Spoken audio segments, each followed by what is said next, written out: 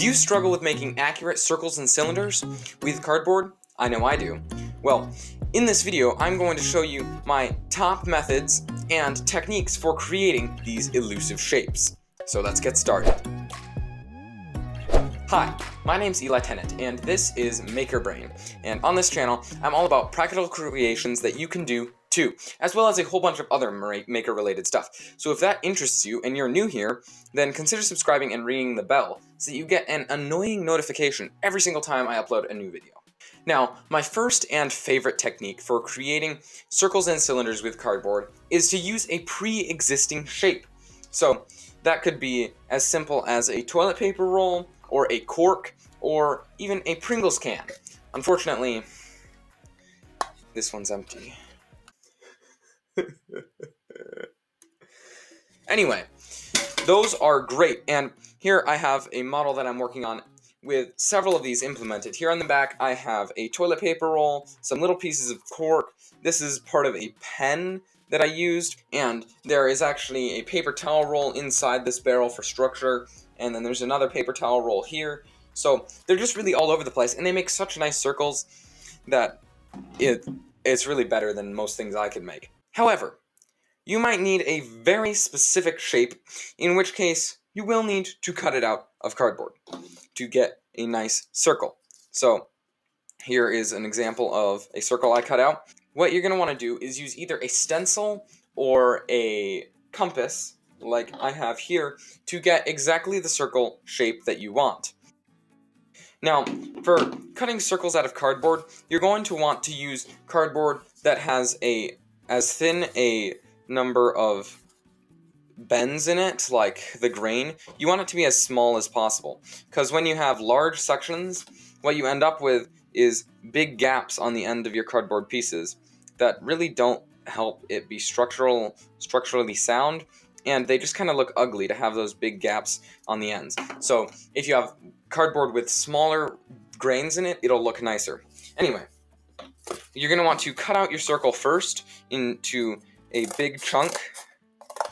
You can use either a knife or scissors for this, but for precision things, scissors tend to actually work better in my experience, because my knives, well, honestly, they get dull and I don't take the time to sharpen them, but also scissors work really well to get nice, close to the edge cuts, whereas a knife, I can more easily make errors, and that's just not really a fun thing to do. So we've cut out our circle. We used a protractor or a stencil to make it nice and circular, and then cut it out with scissors, because those tend to be a little more accurate. Now, you might not just want a circle, you might want a whole cylinder. Now, the hard part with that is bending the cardboard. Cardboard tends to like to fold in rigid segments, so when you try to bend it, it just forms polygons that are all straight sides. And that just doesn't really work for a circle. So, my best technique that I have learned to do is peeling off one side of the cardboard. This can be a little bit challenging at times, but I found that if I take the bottom side that I'm trying to keep and kind of just bend it away, it tends to work pretty well and come off fairly cleanly. Now, this is way more flexible than it was originally. You can see that it just bends nicely. It works really well for circling small objects. So here, I have a small circle that I'll just be able to wrap this around, but first we want to cut it as close as we can get to the final length. Because if you cut it too long, you might end up with a shape like this, where the ends kind of just overlap instead of meeting flush like you would want them to. So there we go, I got it to the right length, and you want to make sure the ridges are on the inside, unless you're making a weird shape where you want the ridges on the outside, but typically I want them on the inside.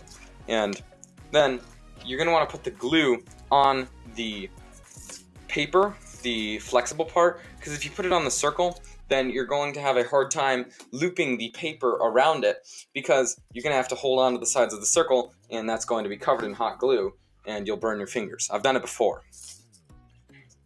So you just take the glue like you would anything else and bring it along the side. There you go. And then just put the circle on it. In a moment, I'm going to share with you a method where you don't have to peel off one side of the cardboard. Although it does have limitations and possibly some drawbacks, you're not left with the ripped off cardboard inside, and it can turn out pretty well if you do it correctly. So there we are. This is our cylinder made with a circle that we cut out and cardboard that we cut out. So this is a completely custom cylinder, and you could do it to any size. Some examples of where I've used this technique of ripping off one side is particularly prominent on the scope of this gun. You can see right here I've used it, and here, because those are really small circles. However, on the big barrel, I use this next technique that I'm going to show you, where you just use a normal piece of cardboard. It still is going to have some of those flaws I talked about with normal cardboard, where it just kind of bends like that.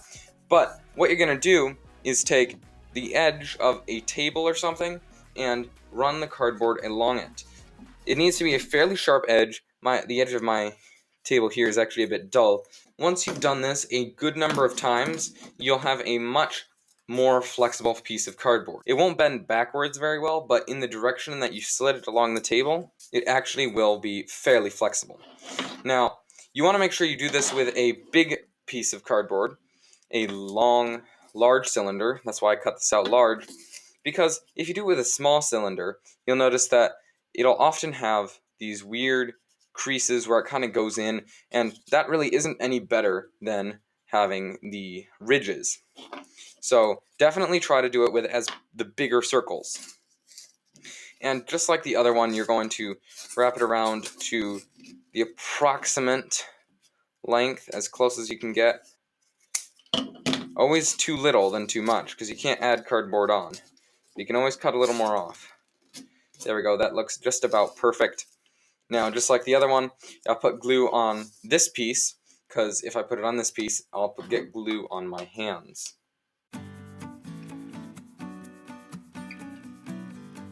So this has a bit more structure and strength to it than the other one, because it still maintains both sides of the cardboard completely intact. You're not ripping anything out. And I think on large circles, it can turn out really nicely, but on smaller shapes, you can really have a hard time. And also, it's good to note that the thicker, the wider your cardboard is. For instance, on the barrel of this gun, it's extremely long and wide.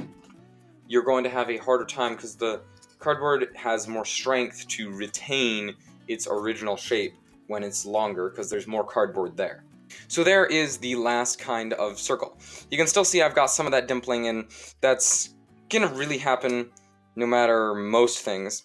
These are both made with that technique, and you can see that the bigger one did turn out better. If after watching this video you still have questions, feel free to comment them down below. In fact, I'd actually love that. And I'm trying to answer cardboard working questions with these videos, but I'm also working on a playlist that you can click right here that I'm going to address cardboard basics, and that may have answers to your questions as well. So click on that. See you next time. This is Maker Brain.